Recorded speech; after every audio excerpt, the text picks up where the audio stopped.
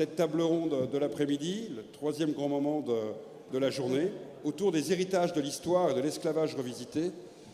Palabre porte bien son nom puisque ça permettra justement de discuter et d'échanger sur le poids de l'histoire, des histoires, et de réfléchir justement en quoi il y a ce lien permanent à faire entre notre présent, le passé, les héritages et les difficultés à faire entrer justement ce passé dans nos présents.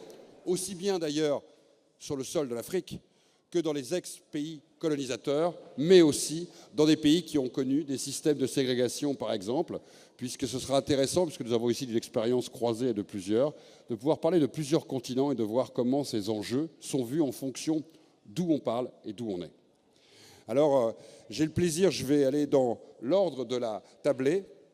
Abdelaziz Baraka Sakin, qui est le premier de nos intervenants, bonjour, qui sera accompagné d'ailleurs de Mati Kabal, qui va nous permettre de faire une traduction, puisqu'il interviendra en arabe et moi en français.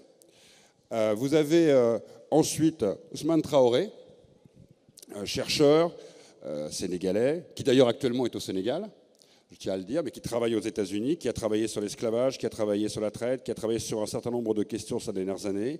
Et enfin, à mes côtés, Chouki El Amel, qui est lui marocain, qui travaille sur un certain nombre de problématiques aux États-Unis et sur la relation notamment au Maroc sur les populations noires. Très bel ouvrage préfacé par une très très grande chercheuse, Madame Catherine Kokry-Vidrovitch, si je m'abuse, que nous connaissons tous les deux très bien. Oui, oui, bien sûr, je t'attendais à remarquer. Elle vient à droite ou à gauche? Tout à fait. Et Jennifer Richard, qui nous rejoint, avec qui j'ai eu énormément de plaisir hier à débattre. Vas-y. Attends. Comme elle vient de le dire, il y avait trop d'hommes seuls sur cette table ronde et c'était inacceptable. Et non, mais surtout, elle nous a fait le plaisir de... Tout à fait. On la remercie doublement, puisque en fin de compte, ça a été vraiment une réflexion d'hier de lui proposer de l'inviter à nous rejoindre.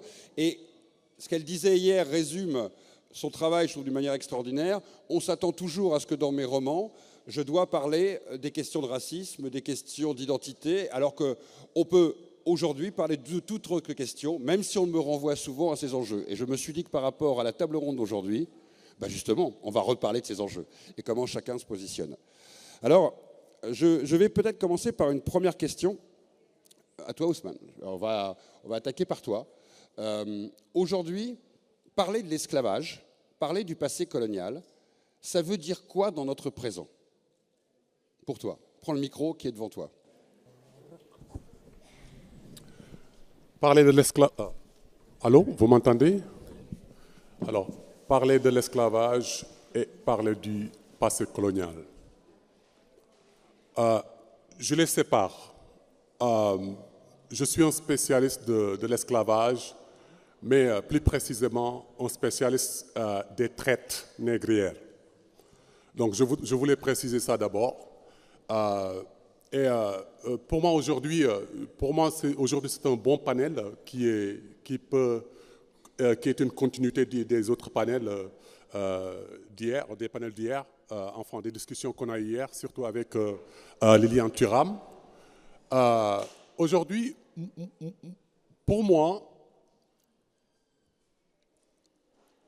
un des héritages des traites négrières, que l'on appelle, est-ce qu'on dit esclavage, mais l'esclavage existe dans toutes les sociétés, donc je préfère utiliser les traites négrières pour peut-être essayer de comprendre le racisme qui est dans nos sociétés contemporaines. Et on ne peut pas comprendre et déconstruire le racisme qui est ancré dans nos sociétés contemporaines si on ne revisite cette histoire, l'origine du racisme. Je pense que hier, je suis resté, c'est pas que je suis resté sur ma faim, mais je pense qu'il n'est pas toujours clair, il n'est pas clair, c'est pas toujours clair l'origine en tout cas les intellectuels n'ont pas bien abordé l'origine du racisme. Parce qu'on pense que ce sont les traites négrières qui ont qui ont engendré les traites négrières. Ce n'est pas le cas. En tout cas, c'est ma position. Donc, il va falloir, je pense que peut-être au cours de la discussion, quand j'aurai plus de temps, mais il va falloir aller aux origines du racisme. Et encore une fois de plus, mon point de vue est que le racisme n'est pas né des traites négrières. Il faut revoir notre histoire parce que il y a une éducation religieuse dans la société judéo-chrétienne. Il y a une éducation dans la société chrétienne, dans la société musulmane. Éducation par rapport à la couleur de la peau, par rapport au noir. Donc j'entends le mythe de Cham. Le mythe de Cham. Je pense qu'il y a des jeunes étudiants ici. Donc le mythe de Cham, c'est que quand vous prenez les textes religieux musulmans, que ce soit toutes les religions abrahamiques, que ce soit l'islam, que ce soit le christianisme, que ce soit le judaïsme, nous avons ce qu'on appelle le mythe de Cham. C'est-à-dire le prophète Noé qui était ivre et qui dormait, qui dormait un peu à moitié nu. Et donc, Cham qui vient voir son père en train de dormir nu et qui a rigolé. Et donc, il a invité ses autres frères, parmi lesquels Japhet, venez voir, papa est en train de dormir complètement nu. Et donc, quand Noé s'est réveillé, il était très énervé parce que Japhet lui a dit ce que Cham avait fait. Il était très énervé. Il a condamné Cham à devenir, ou en tout cas les descendants de Cham, à devenir l'esclave des esclaves. Donc je pense que c'est une histoire religieuse qu'on n'a pas toujours revisitée. Pour moi, c'est là-bas qu'on doit aller rechercher l'origine, ce mythe qu'on a créé autour du noir inférieur, du noir esclave. Donc en tant qu'historien, c'est là-bas que je vais chercher le racisme. Alors maintenant, après, une fois de plus, je ne dis pas que ce racisme est né des religions révélées, mais ça peut être l'interprétation que les gens ont fait de ce mythe issu des religions révélées. Donc je pense qu'à partir de ce moment-là, le mot noir associé à l'esclave a commencé à émerger. Et donc dans les sociétés judéo-chrétiennes, dans les sociétés musulmanes, donc il y a toujours cet aspect du mythe de Noé qui fait du noir l'esclave. Et donc, on va revenir plus tard, je ne veux pas trop monopoliser la parole, mais ce mythe religieux a été validé aussi par le siècle des Lumières, qui était aussi un siècle où des intellectuels européens ont validé intellectuellement, ont donné en tout cas un cadre théorique aux faits religieux selon lequel le noir est inférieur. Et donc ça s'est continué. Ça s'est continué et donc finalement c'est ce mythe qui a tout simplement abouti à la traite négrière arabe qui commence au 7e siècle et qui s'est poursuivie jusqu'au 15e siècle avec aussi plus tard la traite négrière transatlantique et puis océan Indien. Donc je pense que pour moi, tant qu'on n'a pas résolu cette question, pour déconstruire, parce qu'hier on a beaucoup parlé de déconstruire, on va en revenir, mais déconstruire passera par un regard critique des origines du racisme, un regard critique de ce qu'on a hérité des religions, des siècles de lumière et plus tard de la colonisation. Je vais m'arrêter là et puis je vais développer. Non, mais je trouve que c'est très intéressant le cheminement que tu fais, les questions que tu poses de vouloir mettre en interaction sur le temps long et le discours savant qui va émerger au XVIIe, XVIIIe et l'histoire de la traite, des traites, tu l'as dit, tu l'as signifié 2 fois, et aussi les mythes et les mythologies religieuses qui fabriquent aussi des imaginaires et comment tout ça s'entrelace. Ben justement, mon deuxième intervenant, je vais l'interroger sur cette perception vue d'ici peut-être, vue du continent africain, cette histoire de l'esclavage. Toi qui as travaillé, je vois ton livre à mes côtés, Le Maroc noir, tu le montreras d'ailleurs au public, puisque cette question, est-ce qu'elle est vue de la même manière? Est-ce qu'elle est digérée, appréhendée? Est-ce que toi, en tant que chercheur, tu l'appréhendes de la même manière en regardant ce récit depuis justement l'Afrique, depuis l'Afrique du Nord, depuis le Maroc? D'abord, j'ai des corrections à apporter sur la théorie de Cham. Et, parce que j'ai écrit un livre et il y a un chapitre là-dessus sur la théorie ou le mythe de Cham, la malédiction de Cham. Et d'abord, si vous constatez qu'on a un problème de langage, quand on parle de l'esclavage, on ne peut pas digérer parce qu'on n'a pas encore consommé, on n'a pas encore commencé. On vient de le commencer. Il y a peut-être 2 décennies qu'on a commencé à travailler sur l'esclavage dans le Maghreb, mais on n'a pas saisi l'esclavage, on n'a pas défini. On ne connaît pas la nature de cet esclavage dans une région, ce n'est pas islamique, influencée par l'islam. Parce que ce que j'ai démontré dans l'étude, c'est que la plupart des gens qui ont été asservis, sinon tous, ils étaient des musulmans. Et ça, c'est contre la loi islamique. Comment ça se fait? Comme par exemple, Saadi, on n'est pas Saadi ici, mais l'invasion Saadi en 1591 de l'Empire Songhai, ils étaient des musulmans. Ils étaient asservis. 20 000 étaient asservis. Ramenés au Maroc, 10 000 ils étaient dans l'armée saadienne. Et cette armée-là était héritée par Moulay Ismail. Quand Moulay Ismail voulait créer son armée, on lui a dit qu'il y avait des descendants des esclaves. Ce n'est pas des esclaves.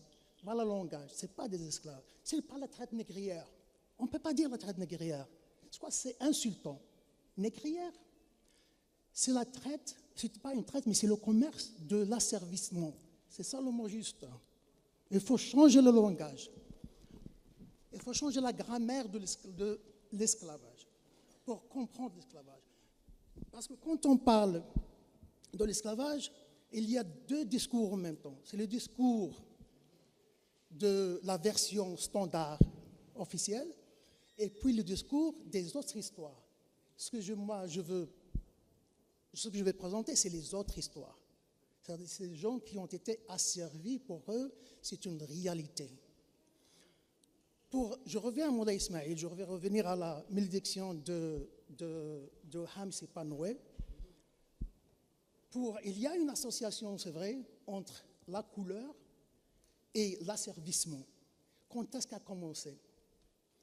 On peut considérer que ça a commencé au Moyen-Âge, peut-être avec Tabari. Et Tabari, parce que là, Tabari, il a fait des catégories, soi-disant des races, parce qu'il a mentionné le mot herbe. Il n'y avait pas un mot juste pour désigner les races, désigner l'autre, parce que la race n'existe pas.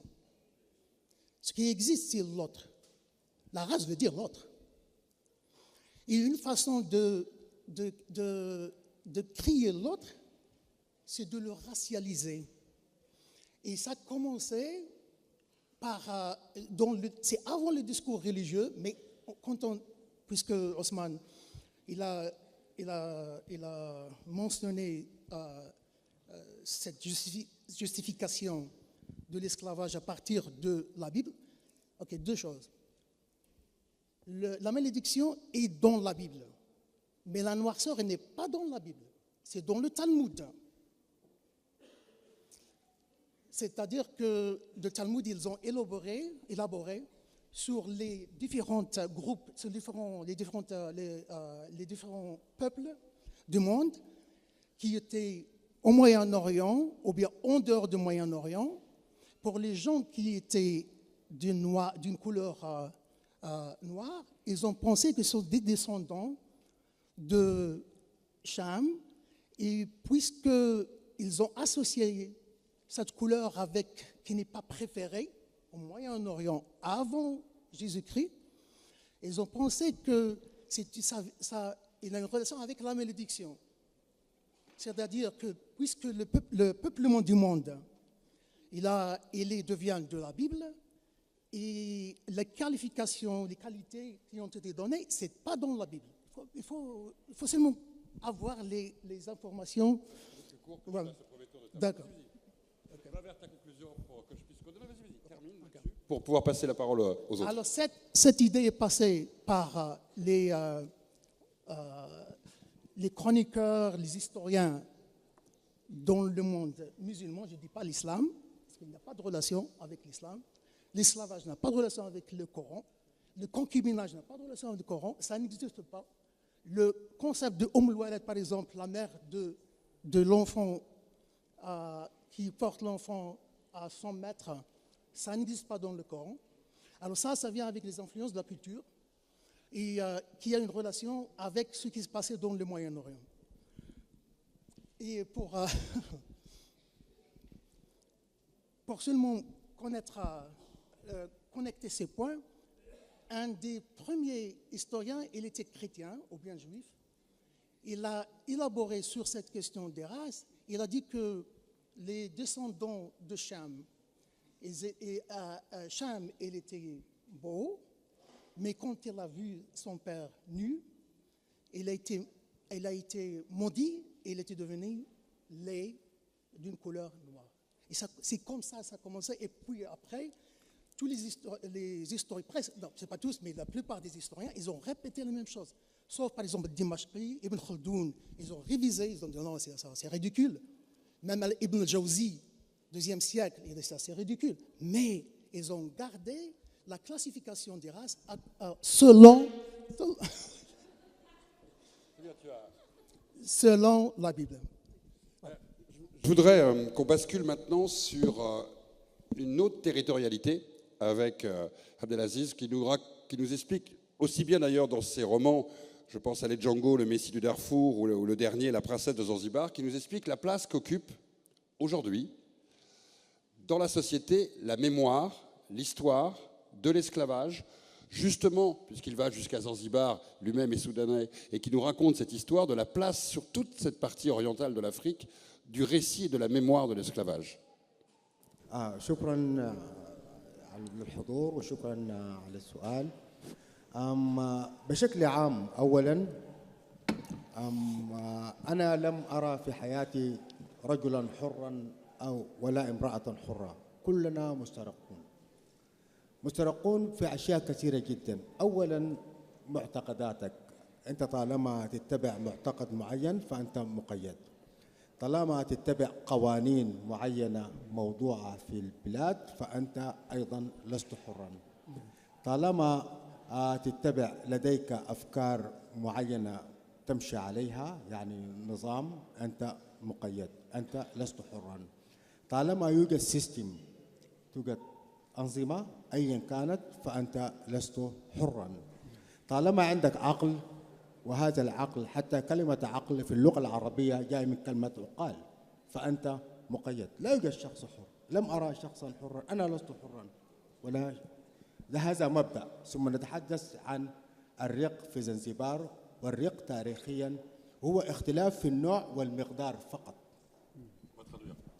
Alors, il remercie donc les organisateurs et puis il vous remercie en tant que présence. Et puis, il rebondit donc sur cette question pour dire que il n'a jamais vu de sa vie quelqu'un de libre. C'est-à-dire, il est du moment qu'il y a un système, c'est que on est prisonnier de ce système par les règles, par aussi l'organisation qui est faite par ce système, et on est aussi prisonnier dans nos esprits, parce que le mot arabe de raison, qui veut dire aql, renvoie à uqal, c'est-à-dire c'est le lien, c'est-à-dire c'est quelque chose qui, une ligature, c'est qui attache l'esprit, c'est-à-dire et pour lui il n'est pas libre, c'est-à-dire il n'est pas libre en tant que personne. إذن إذا اتفقنا كلنا عبيد وليس بيننا أحرار. Alors si on est d'accord, on est tous des esclaves. الرق الذي حدث بالنسبة للإنسان ويعتبر يعني تاريخيا هذا فرق فقط في النوع وفي المقدار وفي الطبيعة. l'esclavage, il faut le voir dans le degré donc, de l'esclavage et aussi dans la nature de cet esclavage. وليس لهذا الرق المعروف تاريخيا علاقة باللون، لأنه بريطانيا باعت عدد ضخم جدا من الإيرلنديين إلى أمريكا، وهذا معروف تاريخيا، وهذا جذر والأس المشكلة بين بريطانيا وإيرلندا إلى الآن. Et l'esclavage n'a pas de rapport avec la couleur, puisque par exemple les États-Unis ont vendu des milliers d'Irlandais, ils ont importé, pardon. Oui, pardon, les Anglais ont vendu des milliers d'Irlandais aux États-Unis. Pardon. والرق موجود في الدولة الرومانية، موجود في العصور القديمة جدا، وكان يعني يقوم على إنه القوي المنتصر هو الذي يفرض إرادته. بالتالي كيف يعني أصبح ارتبط كيف هذا الرق بالرجل الأسود أو المرأة السوداء أو بأفريقيا؟ فقط إنه الأوروبيون أو الذين اكتشفوا الأسلحة النارية قبلنا هم هزمونا، لكن غير كده غير هذا لا يمكن أن يستعمروا أو يأخذوا أرقاء من هذه القبائل السوداء. يعني فقط يعني كان اختلاف في القوة، عدم توازن في القوة. Il y avait une différence au niveau de la force. Les Européens ont découvert les armes et donc ils avaient la possibilité donc d'asservir les Noirs et que c'est grâce à ce pouvoir que on peut parler donc d'esclavage. لو في افريقيا نحن اكتشفنا السلاح الناري قبل الاوروبيين لكان الرق الان مرتبط بالشخص الابيض، يعني الرجل الابيض كان يعتبر هو الرقيق او ينظر اليه كعبد. Si en Afrique on avait découvert donc les armes, les choses auraient pris une autre tournure et que à ce moment-là les Noirs auraient asservi donc les Blancs. C'est non, très bien. Je voudrais basculer maintenant de l'autre côté de l'Atlantique et faire le lien entre deux continents, l'Europe, l'Amérique. La place, et tu le disais hier, aujourd'hui, un homme, une femme noire ou métisse doit encore se positionner au regard de cette histoire. Est-ce que ça veut dire que cette histoire est indélébile, elle est ineffaçable, elle est définitivement ancrée, je dirais, dans un récit personnel, identitaire aujourd'hui, quand on écrit aujourd'hui, quand on est romancier par exemple aujourd'hui, romancière, ou est-ce que justement on peut commencer à prendre une forme de distance avec le poids de ce qu'a été l'esclavage, ou est-ce que c'est indépassable? Ton regard par rapport à ce que tu as dit hier aussi, et dans la continuité de ce que tu as dit hier. Et dans la continuité de ce que tu disais hier, à savoir, en tant que blanc, en tant que breton, on a le droit d'en parler, de parler de cette histoire, parce qu'elle est aussi celle des populations blanches d'Europe et des États-Unis. On a le droit, en tant que noir ou métis, de parler d'autre chose. Donc c'est en effet quelque chose qui est très fréquemment observé dans la culture française en particulier, je disais plus qu'aux États-Unis et plus qu'en Angleterre, plus qu'en Grande-Bretagne, que les personnages de fiction sont noirs ou arabes, mais plus noirs qu'arabes. Je trouve que les personnages dans les romans et dans les fictions audiovisuelles françaises se sont plus démarqués de leur histoire que les personnages noirs. Donc je trouve ça encore dommage, il y a quelque chose à faire. Je pense qu'il faudrait, j'espère qu'on pourra bientôt passer au post-racisme en pouvant prendre à notre compte des histoires différentes et des histoires vraiment universelles. Et pour l'instant, on est encore là-dedans. Parce qu'il y a encore des choses à dire, parce que peut-être que les populations blanches qui se sentent coupables, qui se sentent responsables de ça, n'ont pas envie d'en parler. Ça, c'est le travail que tu fais, que tu prends à ton compte pour cette population-là qui n'a pas bénéficié ni de l'esclavage, ni de la colonisation, parce qu'encore une fois, c'est une toute petite élite financière qui profitait de la traite de l'esclavage ou de la colonisation. C'est une toute petite partie des sociétés. Ce sont les assurances, les banques, les sociétés de transport, les sociétés immobilières qui ont profité de ces faits historiques. Les populations ouvrières d'Europe n'en ont pas profité, ni aux États-Unis. Et c'est pour ça que ce n'est pas une histoire qui doit être taboue, parce qu'on s'en fiche de heurter les sentiments des banquiers et des assureurs, et que la population ouvrière et modeste des pays européens n'a pas du tout à s'en faire si on parle de cette histoire-là. Donc que eux en parlent, que des historiens comme toi en parlent, je trouve que ça doit continuer, et peut-être que les autres populations qui ont été stigmatisées peuvent passer à autre chose. Et il y a quelque chose qui est aussi très agaçant, c'est qu'on stigmatise beaucoup de personnes dans les pays d'Europe qui votent mal, ou aux États-Unis qui votent comme on n'aime pas, qui votent quand on est sur les côtes. Et ces populations-là ne sont pas forcément les plus racistes, en fait. Ce n'est pas forcément ces populations qui créent les scissions économiques et les ghettos urbains. Et ces populations, ces élites intellectuelles qu'on retrouve sur les côtes américaines et dans les grandes villes européennes, je trouve qu'il y a une condescendance, souvent, à mettre de côté, à mettre au banc du monde intellectuel les personnes qui votent les partis d'extrême droite, c'est ça que j'avais en tête, mais qui sont là avec leur petit badge « touche pas à mon pote ». Alors je ne sais pas si au Maroc c'est quelque chose qu'on a beaucoup vu, ce petit badge jaune là, avec la main « touche pas à mon pote », comme si les populations noires, arabes avaient besoin du grand frère blanc pour les défendre. Mais c'est fini ça, enfin, on n'a pas besoin de vous pour prendre notre défense. Il n'y a plus besoin de grand frère, il n'y a plus besoin du gentil papa blanc. Donc cette condescendance, elle est très agaçante. Il faut passer à autre chose, voilà. Ce qui est intéressant avec tous les quatre, c'est que vous avez posé des regards à la fois différents, croisés, sur un sujet, sur un passé. Et vous proposez d'ailleurs des manières de regarder ce passé différemment. Vous le regardez différemment dans son origine, dans sa constitution, dans sa manière de le vivre, ou dans sa manière aujourd'hui de le digérer. Moi, ce qui m'intéresserait, et je vais revenir à toi, Ousmane, cette question-là, c'est aujourd'hui, comment tu regardes, par rapport aux États-Unis, aux recherches qui sont faites aux États-Unis, ou le travail qui se fait aujourd'hui chez les chercheurs en Afrique ou en Europe, la manière dont on appréhende ce travail. Est-ce que ça change? Est-ce que les travaux de chercheurs sont en train de faire changer la manière dont on regarde le passé de l'esclavage, les relations entre l'Afrique, l'Atlantique, l'Europe et l'Amérique? Est-ce que tout ça est en train d'arriver vers une nouvelle génération qui pose autrement les questions?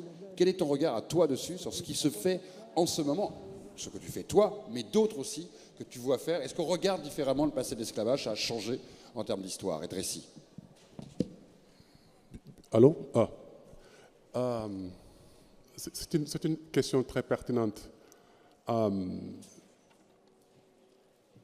Oui, je pense qu'en vivant aux États-Unis, déjà en vivant en Afrique, d'abord, avant de partir aux États-Unis, je n'étais pas intéressé à ce sujet parce que c'est vrai, tu vas à l'école primaire, on parle de la traite.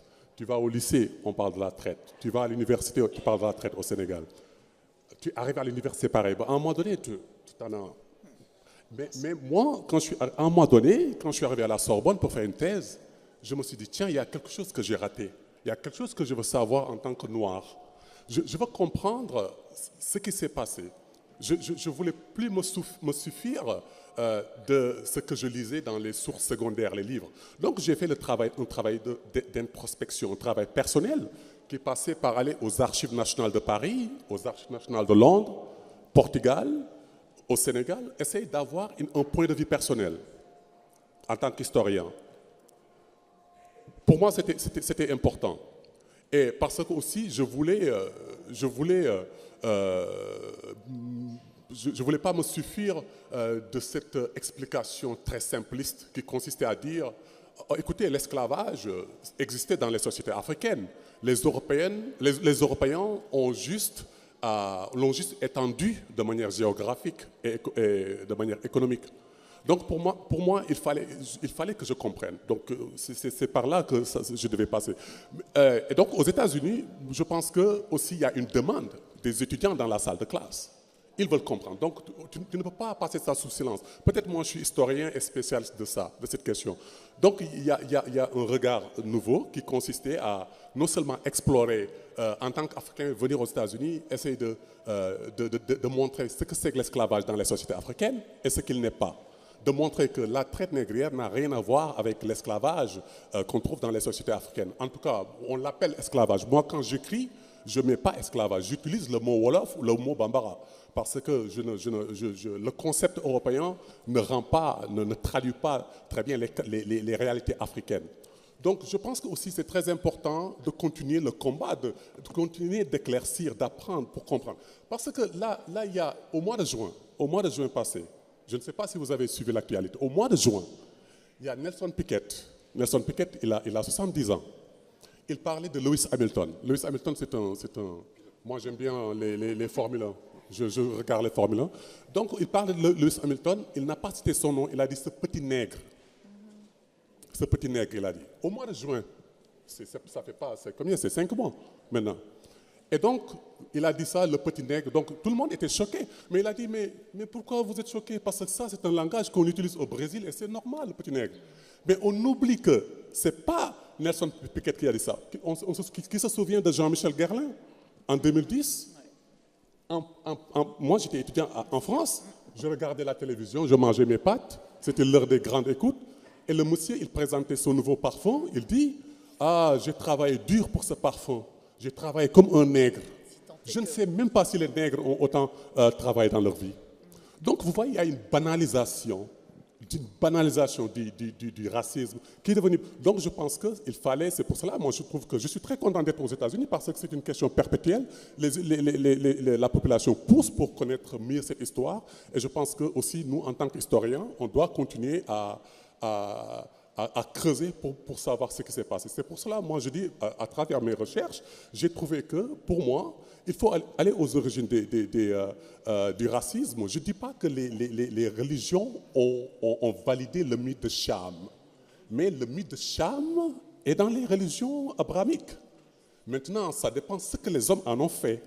Parce que les intellectuels du siècle des Lumières ont validé le racisme, ont donné un cadre théorique et intellectuel à ce mythe religieux, que ça soit vrai ou faux. Mais ils lui ont donné un cadre théorique, intellectuel et idéologique. Et ce n'est pas simplement un cadre idéologique et intellectuel qu'ils lui ont donné. Parce qu'après, ils lui ont donné aussi la validité politique avec la conquête de l'Amérique et puis une validité économique. Donc c'est ce qu'on disait finalement. On avait besoin... regardez dans l'histoire de l'humanité. Je vais finir par ça. Dans toute l'histoire de l'humanité, il n'y a que les Noirs qui ont été asservis du 7e siècle quasiment jusqu'au 19e siècle. 12 siècles d'asservissement. Donc, c'est une traite raciale qui a visé une population sur la base de la couleur de sa peau.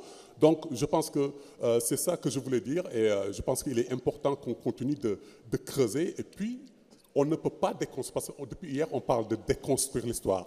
Mais on ne peut pas déconstruire l'histoire si on n'arrive pas à comprendre ce qui s'est passé. Parce que l'histoire, c'est comme quand tu conduis ta voiture. L'histoire, tu as ton rétroviseur, tu regardes dans le passé pour mieux avancer vers le présent. Donc pour moi, il faut en parler. Merci. Merci à vous. Justement, je voudrais t'interroger quand tu fais un ouvrage comme Le Maroc noir. Tu es donc en connexion avec ton présent. Est-ce que tu penses qu'un ouvrage qui traite de cet enjeu, qui parle de cette question, a aussi un effet sur les relations aujourd'hui dans le présent, dans la société? Donc le fait, pour faire encore plus direct dans ma question, est-ce que le fait de raconter un récit sur un territoire, le fait de le transmettre au plus grand nombre à travers un livre, et à travers les conférences que tu fais, les débats que tu fais, ça a une interaction, selon ton propre regard, sur les relations intercommunautaires, par exemple, au Maroc? Est-ce que d'ailleurs, tu fais aussi ce livre parce que tu sais que c'est important dans les relations entre les communautés au Maroc aujourd'hui? Wow. Je vois ton sourire qui pointe dans ma question. Vas-y, vas-y. Je ne sais pas d'où commencer, mais d'abord j'accuse la France. Je sais on est allé à la même école, c'est le centre Malher, centre de recherche africaine. Et quand je me suis présenté pour faire une thèse sur les relations entre les Noirs et les Arabes en Afrique du Nord, Jean Devis, il m'a dit non, il ne faut pas faire ça.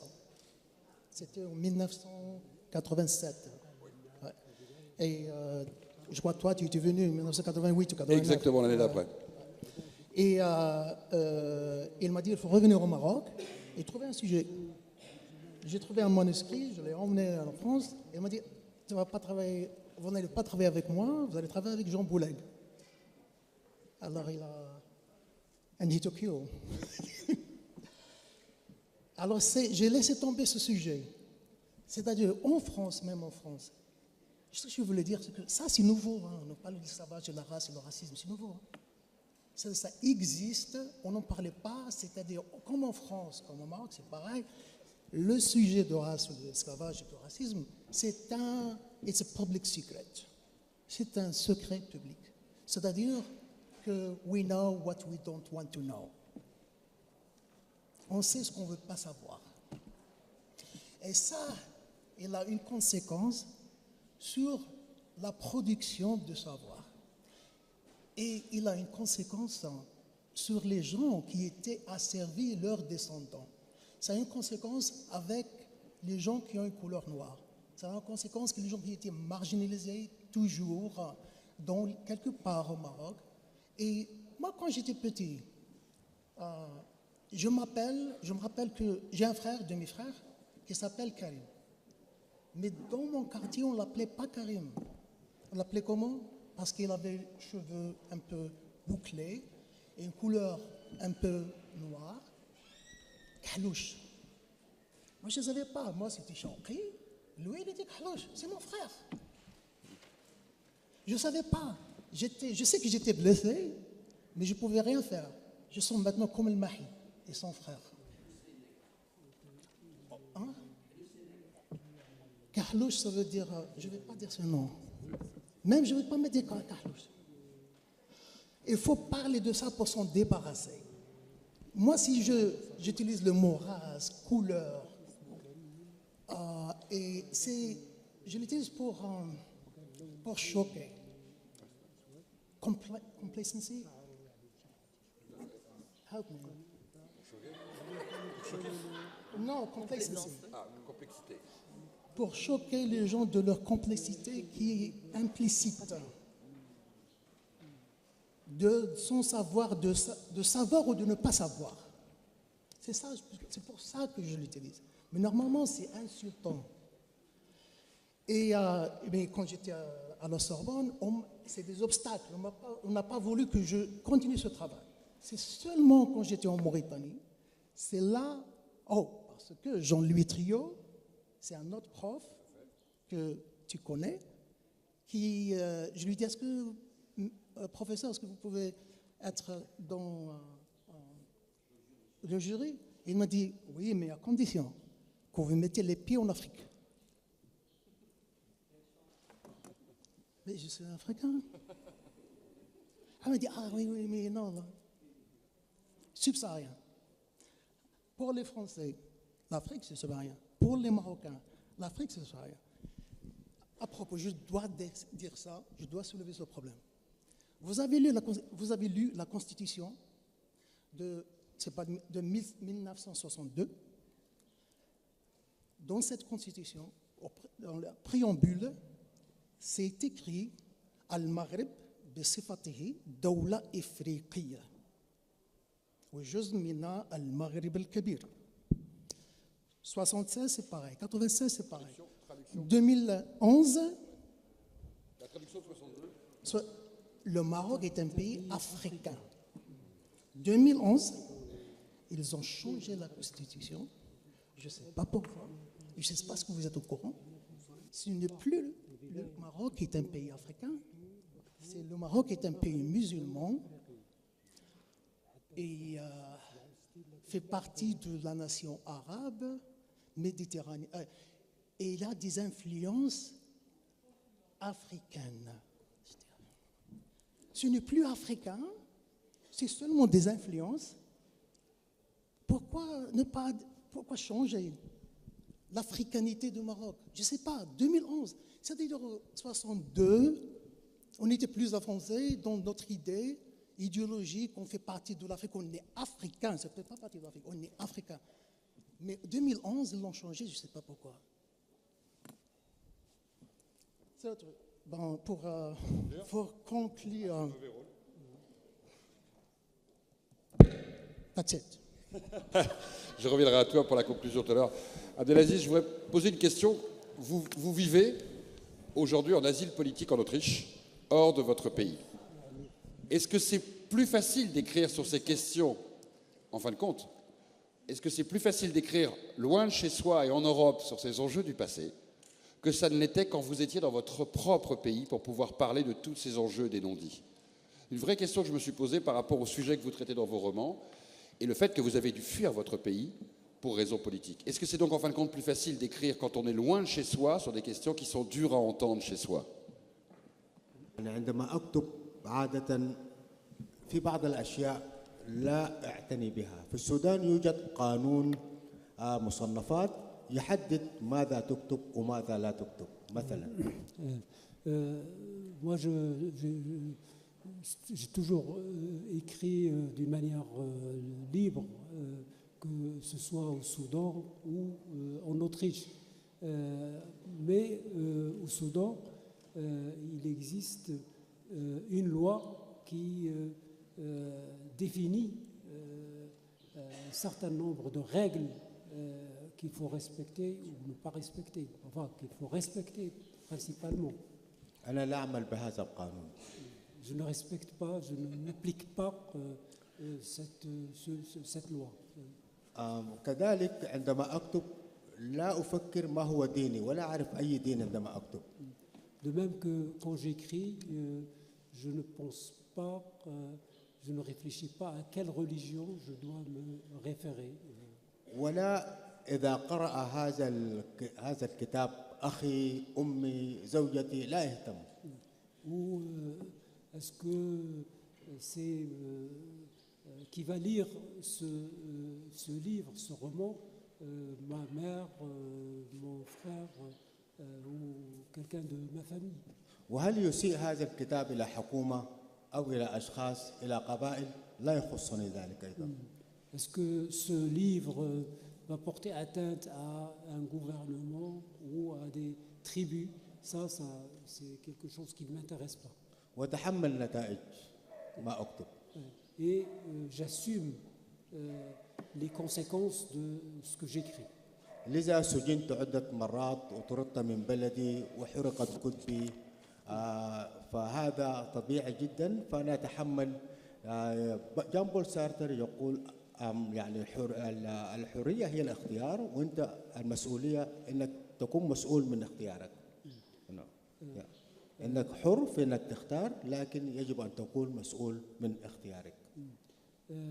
Alors c'est pour cela que mes livres ont été brûlés, ont été interdits et d'ailleurs Jean-Paul Sartre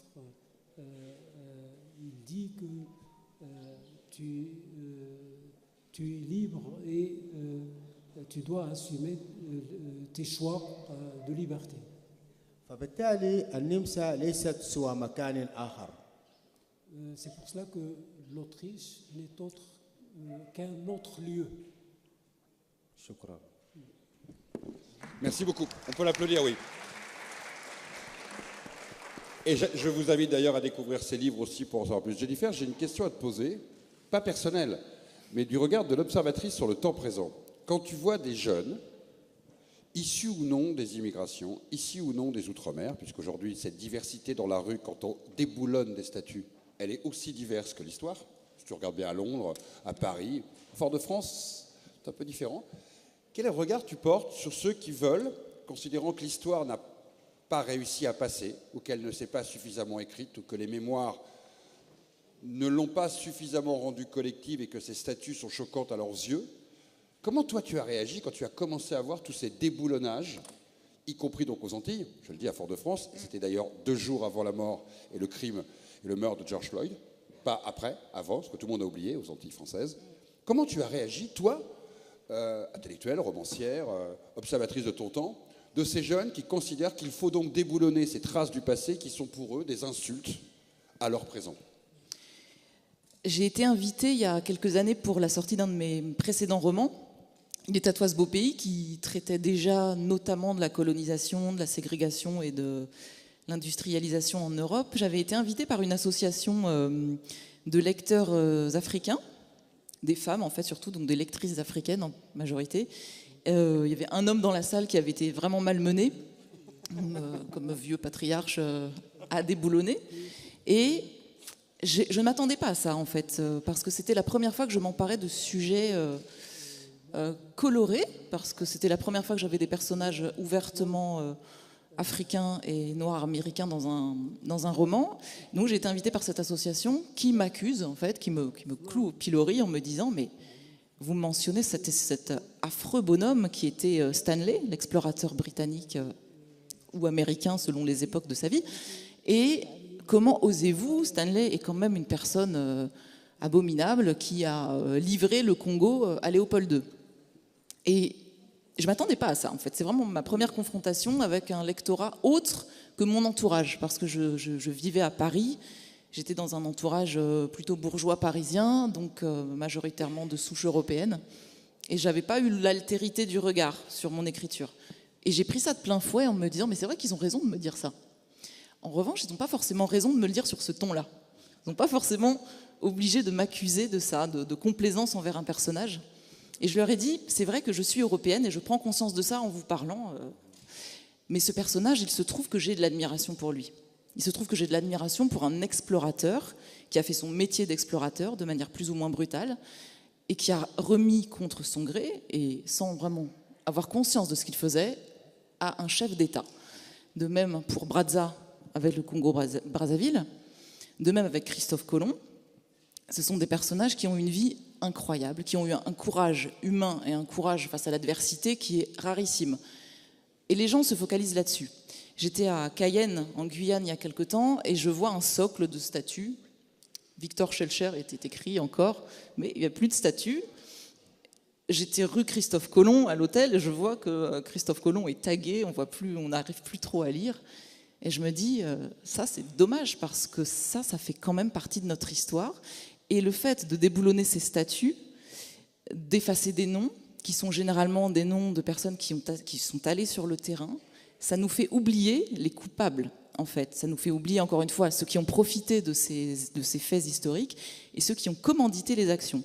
Donc, c'est pas Stanley, c'est pas Livingstone, c'est ni Brazza ni Christophe Colomb, ce sont les monarques qui étaient à la tête des États, qui ont commandité ça, qui, sans même risquer leur vie, ont profité de ce qu'ont découvert ces gens-là, qui, eux, n'ont pas fait ça pour l'argent, n'ont pas fait ça ni pour le profit, ni pour le pouvoir.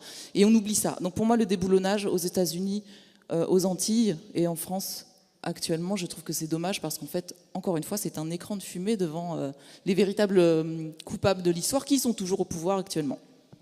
C'est très bien ce que tu dis. Oui, vous pouvez l'applaudir parce que il est trop facile de penser qu'en effaçant les traces de l'histoire, on remet l'histoire à l'endroit. Et un historien, par exemple, et Dieu sait que j'ai travaillé contre l'histoire coloniale, et Dieu sait que j'ai fait quelques livres contre ce sujet-là, je dis toujours à ceux qui déboulonnent, attention, dans 20 ou 30 ans, avec quoi, quel objet en fin de compte, quel outil on pourra raconter l'histoire coloniale à nos petits-enfants et ce que ça a été. Je préfère qu'il y ait 4, 5, 10, 15 plaques explicatives sous Colbert, sous Bugeaud, sous Lyotet, sous Stanley, sous Schellcher, et notamment... Très intéressant comme toi, j'ai fait une expérience où, en tant qu'historien blanc, je n'avais pas le droit à la parole en Martinique. C'était très intéressant, parce qu'il y avait une statue qui avait été déboulonnée de Schellcher. Et en fin de compte, beaucoup ne comprenaient pas pourquoi elle avait été déboulonnée, les autres considéraient qu'elle devait être déboulonnée. Et en discutant avec ceux qui avaient déboulonné cette statue, il y avait un personnage noir, au pied de Schellcher, qui semblait remercier Schellcher. Comme une sorte de génuflexion. Pas un genou à terre, hein, on n'était pas avec le célèbre genou à terre qu'on connaît bien avec le Black Lives Matter, mais une sorte de remerciement éternel, permanent, d'un jeune enfant noir qui remerciait Schellcher de l'avoir libéré. Et ce que disaient ces jeunes, c'est pas tant Schellcher qu'on a déboulonné, c'est le fait qu'on soit ad vitam aeternam, alors qu'on passe tous les matins pour aller à l'école devant cette statue, à faire croire que c'est Schellcher qui a quelque part donné l'abolition et qu'on serait éternellement reconnaissant. C'est nos pères, au sens large, qui par leur lutte, ont gagné leur liberté. Et là, il faut du temps pour expliquer ces choses-là. Et déboulonner la statue empêche tout ce dialogue avec le passé. C'est pour ça que je préfère, comme toi, qu'on garde ces objets du patrimoine et du passé. Par contre, qu'on y mette des plaques explicatives pour que les générations de demain aient un regard critique. Hors l'Occident, on parle de la pratique de l'esclavage à l'intérieur de l'Afrique. Et ce que j'appelle moi la diaspora interne. D'abord, la mémoire, c'est le présent. L'histoire, c'est le passé. Mais il y a une relation. On ne peut pas séparer les deux. Et c'est comme Orwell, c'est-à-dire celui qui contrôle le passé, contrôle le présent, contrôle la mémoire. Celui qui contrôle le présent, contrôle le passé. Et c'est pour ça que ces sujets, ça fait toujours tabou. On n'ose pas en parler. Et c'est tabou parce que ça fait partie de nous. C'est-à-dire que celui qui a asservi et celui qui a été asservi, la douleur est partagée. Mais il y a une distance. On prend cette distance. Et la mémoire est toujours une relation avec le passé. C'est pour ça qu'on garde sa distance, on n'en parle pas beaucoup. Mais en fait, on continue à le faire, mais une partie de cette douleur qui est le racisme, ça dure toujours. Et c'est seulement c'est-à-dire découvrir le passé, d'en parler de ces sujets, c'est la seule façon de se réconcilier avec ce passé pour avoir une vie de coexistence maintenant. Merci. Je voulais répondre aussi. Vas-y. Oui, je voulais répondre aussi parce que c'est une question aussi qui rejoint. C'est une question aussi. Vous m'entendez? De toute façon, j'ai la voix caverneuse, il n'y a pas de problème. Donc, c'est une question aussi qui rejoint le déboulonnement des statuts. Pour moi, en tant qu'Africain, en tant que chercheur africain qui s'intéresse à la traite négrière, pour moi, le seul devoir de mémoire qui pourrait aider, c'est, parce qu'hier aussi on a parlé de déconstruction de l'histoire, du passé, c'est ça? Déconstruction avec Lilian Thuram. Je pense qu'il faut une réécriture normale de l'histoire des Noirs. Et pour moi, le meilleur devoir de mémoire, c'est le mémoire, on dit le mémoire, hein, c'est ça, qui consacre plus d'énergie et ça demande beaucoup de courage intellectuel et politique. Qu'on écrive normalement l'histoire des Noirs, qu'on enseigne dans les collèges l'histoire des Noirs qui commence par une antiquité. Je suis persuadé, si je demande à cette audience, ceux qui ont appris l'histoire africaine, si je leur demande de quelle période ils ont démarré l'apprentissage de l'histoire africaine, vous n'allez pas me dire l'Antiquité. Vous allez commencer par la période médiévale. On ne connaît pas, les Noirs n'ont pas d'histoire antique. Pourquoi? Parce que si vous êtes un blanc, si vous allez à l'école, on vous apprendra que votre histoire commence par l'Égypte, Rome et Grèce. Le Noir n'a pas ça. Et l'Égypte fait complètement partie du continent africain. Et aujourd'hui, tous les vestiges historiques qui appartiennent à l'Égypte sont confisqués dans les musées européens. L'histoire de l'ancienne Égypte est une histoire qui a été blanchie. Les Noirs n'en font pas partie. Maintenant, on peut confisquer la civilisation matérielle de l'Égypte, mais on ne peut pas confisquer la civilisation immatérielle. Donc, on ne peut même pas comprendre la civilisation dans l'ancienne Égypte si on ne la remet pas dans son contexte africain. Et je pense que les Noirs ont une antiquité. Si on veut, le devoir de mémoire pour moi, en tant qu'historien, un professeur d'histoire, c'est un devoir de mémoire qui rétablit la vérité historique, qui montre que l'histoire du Noir ne commence pas par le bateau négrier. L'histoire du Noir ne commence pas avec la bibliothèque coloniale. Mais l'histoire du Noir, qui étais-je avant d'être le nègre ou le abd? Qui étais-je? J'ai l'impression que je suis laissé dans la nuit noire. On nous dit qu'au-delà du XVIe siècle, vous n'avez pas d'histoire. Votre histoire commence avec l'histoire coloniale ou avec la traite négrière. Ce n'est pas vrai. Donc, ayons le courage de réécrire normalement l'histoire des Noirs, de leur donner leur vraie antiquité, de retourner l'ancienne Égypte, la civilisation Égypte comme une civilisation nègre. Et après, là, pour moi, c'est le meilleur devoir de mémoire. Et c'est une façon aussi d'apprendre, d'enseigner à tous ces jeunes-là que les Noirs avaient une histoire avant la traite négrière et avant la colonisation. C'est le meilleur devoir de mémoire. Merci.